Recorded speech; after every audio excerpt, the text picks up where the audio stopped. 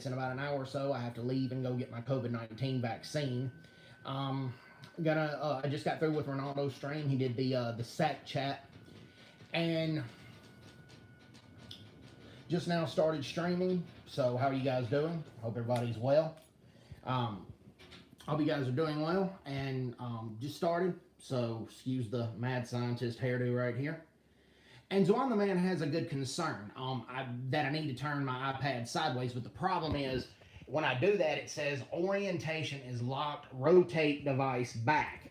So it has it locked where I can't unlock it. Okay. All right.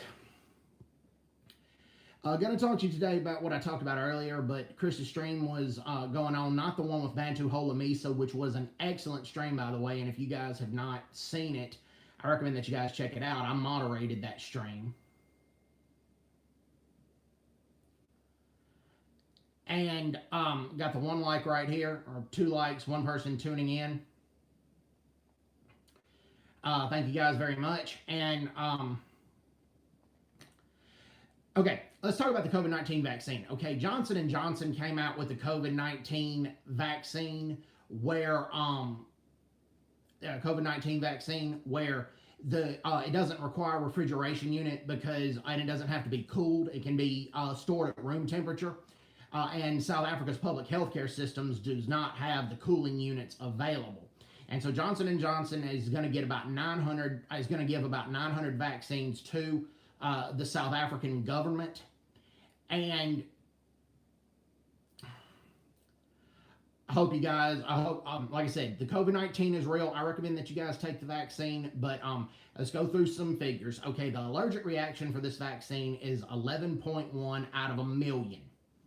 Okay, that's the allergic reaction rate. Okay, yes, it is 10 times higher than the flu vaccine. The flu vaccine's allergic reaction, okay, Zwan the Man says, tilt your iPad.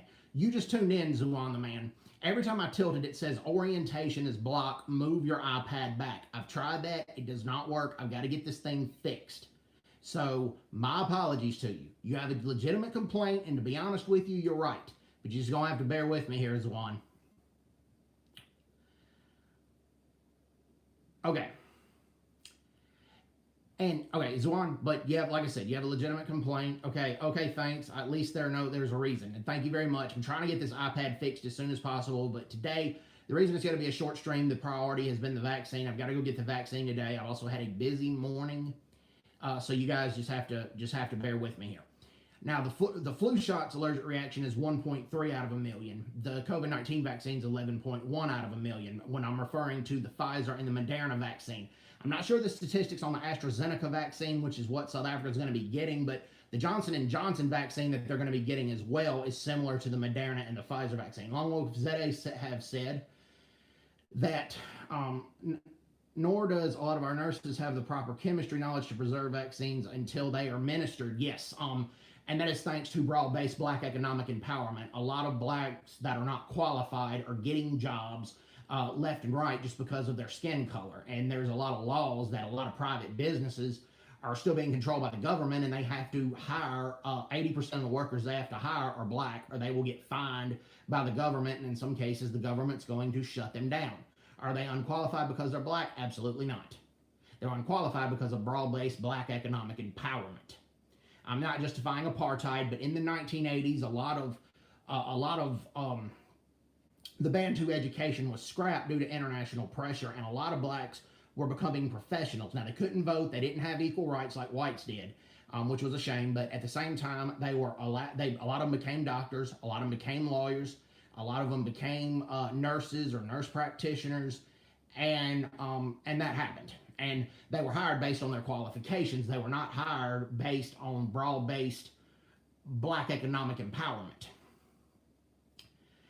So yeah, and back to that, if you guys can afford it and go get the vaccine, please go to a private healthcare facility if you guys can afford it. Now, if you guys can't afford it,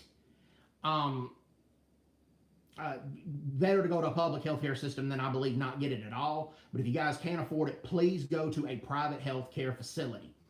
I've said that many times before. Okay, let's talk about the AIDS contraceptive drugs. Okay, Germ had a guest on his show that I firmly believe. I mean, Now it says I'm live. Okay, sorry about that. Okay, the okay, and the age contraceptive drugs. It's like when I make cheese and add the microbes at the wrong temperature, my cheese won't come out right. Failed batch. Okay, the age contraceptive drugs do work. We do know this. They do work reducing mother to child transmission of the HIV virus. And under Mbeki, a lot of HIV orphanages for HIV positive children, spiked up across the country. Also, um, we do know that. And when he brought this guy in, this guy said they don't need that contraceptive drugs, that you can just take vitamins for it.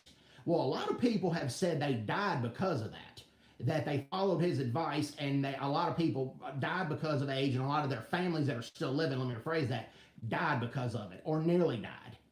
And the age contraceptive drugs are not 100%, but the reason sometimes they don't work is due to user error. You have to take it at night and typically at the same time every day. If you forget to take it here and there, it's not going to work. So you just have to take it exactly when the doctor says take it.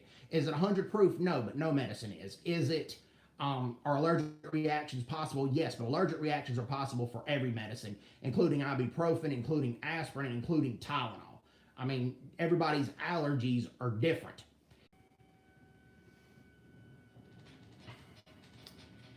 84 away from 1,000. So hope you guys do subscribe. Only if you like the content. If you like the content, and you like what I have to say, or you know anybody that likes the content and knows what I have to say, please go on. Okay. This was it talked about the COVID-19 vaccine. Talked about the AIDS crisis in South Africa. For anybody who has tuned in that wasn't here earlier, go back over it. The COVID-19 vaccine, the allergic reaction is 11.1 out of 1 million.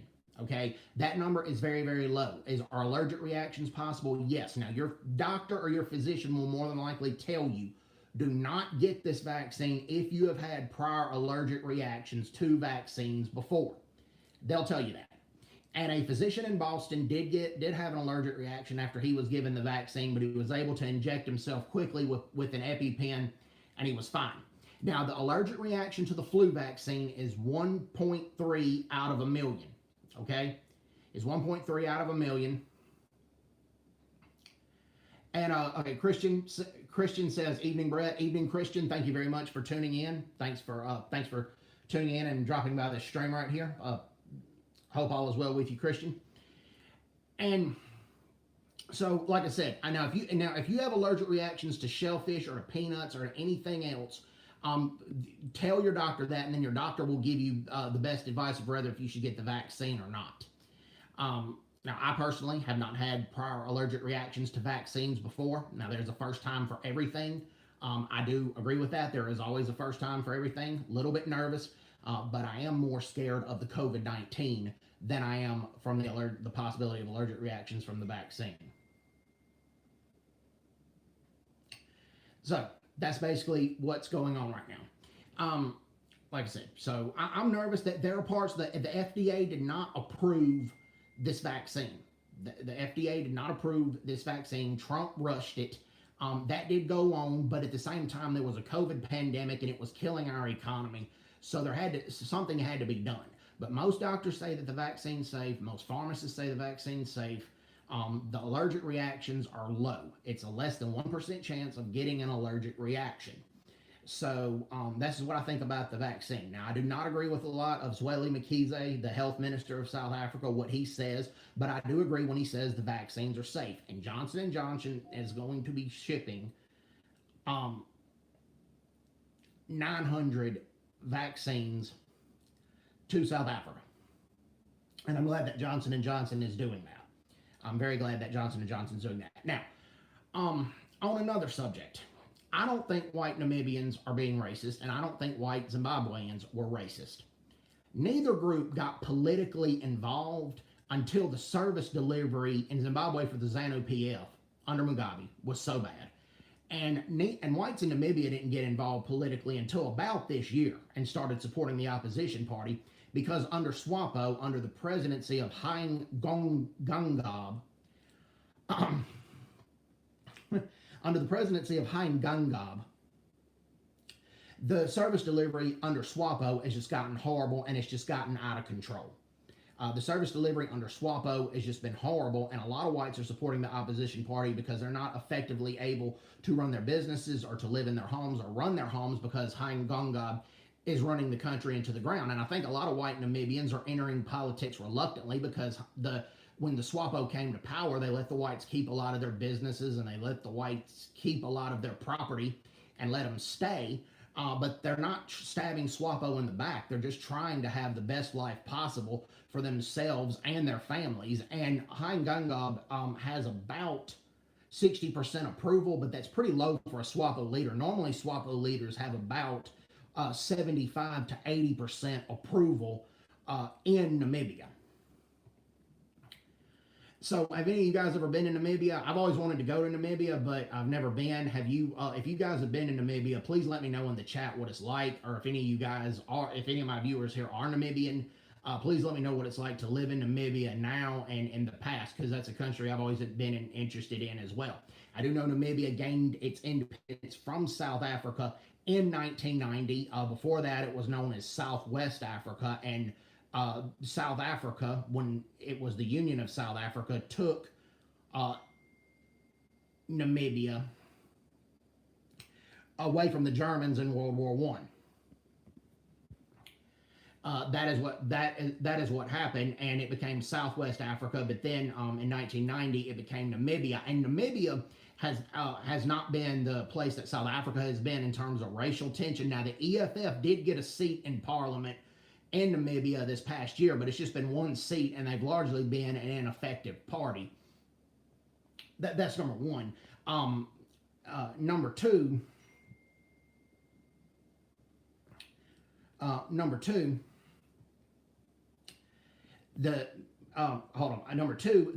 Namibia is a lot more safer than South Africa. Now, crime has been on the increase in Namibia, particularly since Gongab has taken office, but it's still a lot safer and a lot more stable country to be than South Africa. And that's one thing that I do like about Namibia, and that I've always been fascinated with Namibia about, is their lack of racial tension and their more seeming stability than what goes on in South Africa. Now, if any of you guys that are watching this are white farmers and are not safe or comfortable in South Africa, at least before the COVID, Zambia was having a program accepting the white farmers that had gotten removed from their land in Zimbabwe or now South Africa. Zambia wants to learn what a lot of the white commercial farmers in South Africa and Zimbabwe learned. A lot of white Zimbabwean farmers fled to Zambia, and they're living prosperous lives in Zambia, at least before the COVID they were. Now, when the COVID-19 hit all of us, and Zambia has over 25,000 COVID-19 cases.